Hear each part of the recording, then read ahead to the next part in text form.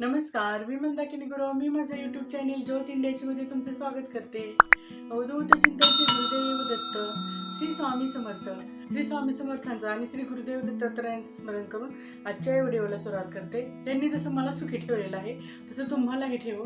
तर चला मग, टायटलवरून आजचा विषय काय आहे हे तुम्हाला समजलंच असेल. कित्येक महिलांचे असे प्रश्न आहेत की हो बाबा, आम्ही देवपूजा करतोय, सगळं व्यवस्थित करतोय, तरी पण आमच्या घरामध्ये भांडण तंटे वादविवाद का होते किंवा आर्थिक संकटाला का आम्हाला सामोरं जातोय. बघा कसं आहे, नुसती देवपूजा केली म्हणजे आपल्या महिलांचं जे कर्तव्य आहे हे संपत नाही ना. कारण कसं होत असते, आपण जरी देवपूजा केली तरी ती देवपूजा आपल्याकडून व्यवस्थित केली जाते का, किंवा त्या देवपूजेबरोबर आणखीन आपण काय केलं पाहिजे. त्यासाठी मी इथं तुम्हाला सकाळच्या रुटीन मध्ये देवपूजेबरोबर देवपूजेच्या अगोदर आपण काय केलं पाहिजे आणि देवपूजेच्या नंतर आपण काय केलं पाहिजे हे थोडंसं या व्हिडिओमध्ये सांगणार आहे. कित्येकांचा प्रश्न असा असतो की बाबा जे काही देवपूजा करायचं आहे ते आपण महिलांनीच का करायचं. पण बघा कसं आहे, घरातलं जे घर पण टिकून ठेवायचं काम आहे ना, ते जास्तीत जास्त आपल्या महिलांच्यावरच असते. आणि बघा, पहिल्यापासूनच आपल्याला सांगण्यात आलेलं आहे की महिलेला, प्रत्येक घरातल्या स्त्रीला आणि महिलेला ही घरची लक्ष्मी म्हणून स्थान आहे.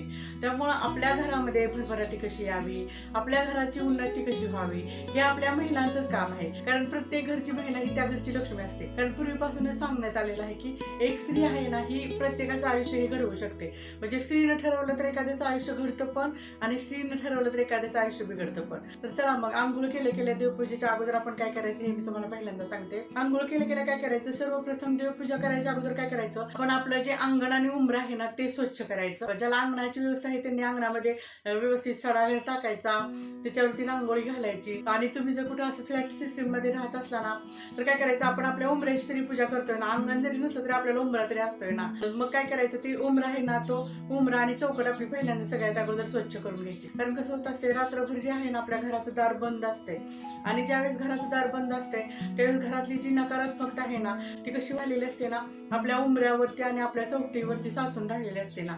बघा, पूर्वीपासूनच सांगण्यात आलेलं आहे की मध्यरात्रीचा जो हा पिरियड असतोय ना, आपल्या घरामध्ये जी शक्ती आतमध्ये येणारी असते ना, ती शक्ती जी आहे ना, कुठली नकारात्मक असू द्या किंवा सकारात्मक असू द्या, ते कशी होत असते ना, उंबरट्यावर वाट बघत असते की आपण दार कधी उघडतोय आणि आम्ही आत कधी प्रवेश करतोय.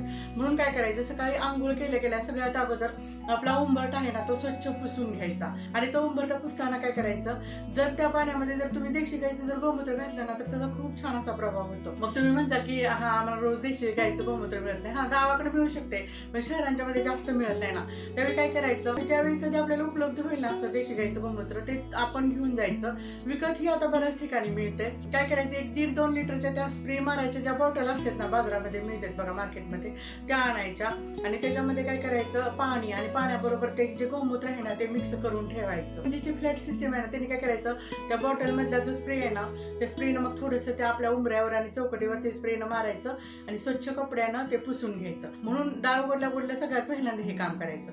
आपला जो उंबरा आहे ना तो स्वच्छ पुसून घ्यायचा. त्याचबरोबर काय करायचं, दररोज उंबऱ्यावर रांगोळी काढली पाहिजे. कारण कसं असते, उंबऱ्यामध्ये देवी देवतांचा वास असतो आणि ते काय करत असते, आपण आत येण्यासाठी कधी आगमन त्यांचं करतोय हेच वाट बघत असते. कारण कुठलीही देवी देवता पूजन केल्याशिवाय आपल्या घराच्या आत प्रवेश करत नाही. म्हणून काय करायचं, सर्वप्रथम उंबरा स्वच्छ केल्यानंतर काय करायचं, व्यवस्थित आपण उंबऱ्यावरती रांगोळी काढायची. त्या रांगोळीमध्ये काय असलं पाहिजे, स्वस्तिक असलं पाहिजे, लक्ष्मीची पावलं असली पाहिजे, गाईची पावलं असली पाहिजे. मग अशी जी शुभ फलं देणारी रांगोळी जर आपण उंबऱ्यावर काढली ना तर त्याचा खूप असा सकारात्मक प्रभाव होतो ना आपल्या आयुष्यावर. आणखीन एक करायचं, रांगोळी काढल्यानंतर त्याच्यावर हळदी कुंकू टाकायला कधीही विसरायचं नाही. कारण जिथं हळदी कुंकवाचा सडा असतोय किंवा जिथं हळदी कुंकू असते तिथं स्वतः लक्ष्मी वास करत असते. म्हणून त्या काढलेल्या रांगोळीवर कधीही हळदी कुंकू टाकायला विसरायचं नाही. उंबऱ्यावरती रांगोळी काढून हळदी कुंकू टाकल्यानंतर काय करायचं, आपले हे जे दोन्ही हात आहेत ना, हे दोन्ही हात असे उंबऱ्याला आपण लावायचे. असे कधीही लावायचे नाहीत. बघा, काय कधीही आपण असे हात कधी लावतो का सांगा, आपल्याला काय घ्यायचं असलं आपण असेच हात लावतो ना.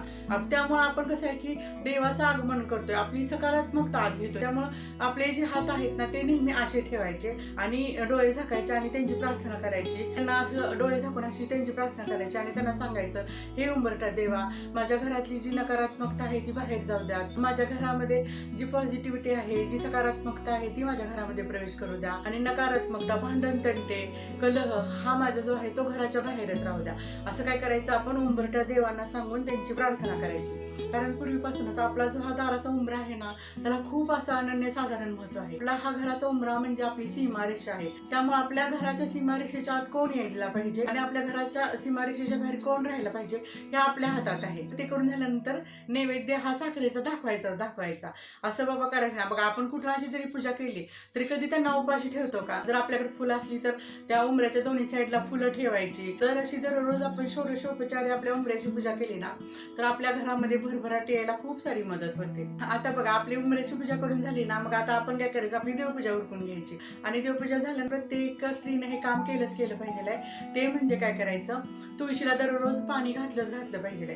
तुळशीला रोज पाणी घालायचं आणि सूर्याला अर्घ्य द्यायचं. आणि देवपूजा केलेलं पाणी तुळशीला घालायचं नाही. देवपूजा केलेलं पाणी कोणत्याही मोठ्या झाडाला आपण घालू शकतोय. मग काय करायचं, देवपूजा झाल्यानंतर एक तांब्या भरून न्यायचा आणि तुळशीला पाणी घालायचं. तुळशीला पाणी घालताच एक तांब्या आपण सूर्याला पण अर्घ्य द्यायचं. कारण सूर्याला अर्घ्य दिलेल्याचा पण खूप सकारात्मक प्रभाव हा आपल्यावर होत असतोय. कारण कसं होत असते, सूर्य अशी देवता आहे जी भरभराटीची देवता म्हणून त्या देवतेला मान्यता आहे.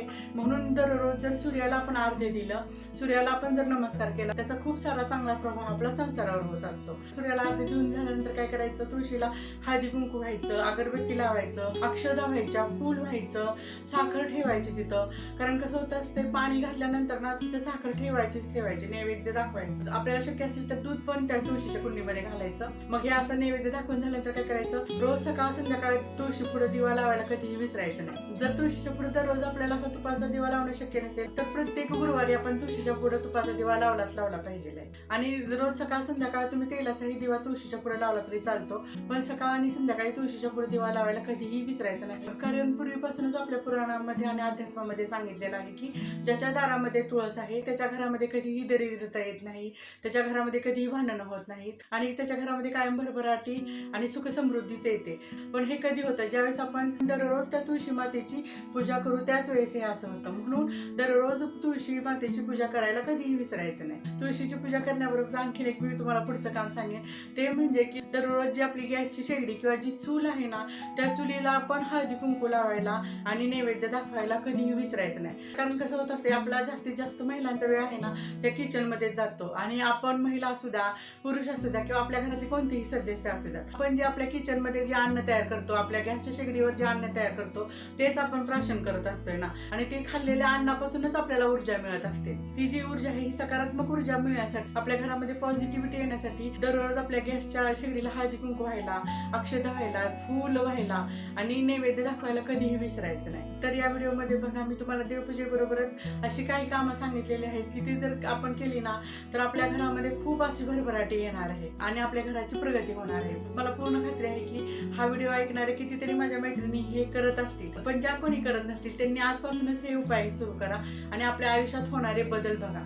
कसं आहे, तुम्ही स्वतः केल्याशिवाय तर आपल्याला समजणार नाही ना की हे बदल कसे होते ते. आणि जर का माझा हा व्हिडिओ आवडला असेल तर नक्की लाईक, शेअर आणि सबस्क्राईब करा. तर भेटूया येणाऱ्या व्हिडिओमध्ये. अवधूत चिंतन श्री गुरुदेव दत्त. श्री स्वामी समर्थ महाराज की जय.